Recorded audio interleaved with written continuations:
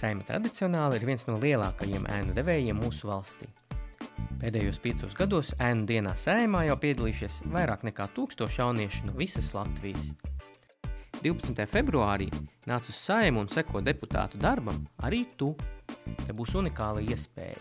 Visas dienas garumā ēnot Saeimas deputātu vai darbinieku, būt klāt valstī svarīgu lēmumu pieņemšanas brīdī, iepazīties ar līdzīgi domājošiem jauniešiem no visas Latvijas, uzzināt par parlamenta ikdienas darbu, klātienē apmeklēt Saeimas namu un uzzināt interesantus faktus par tā vēsturi. Nenokavē! Piesakies sūtot pieteikumu līdz 31. janvārim uz info@saeima.lv.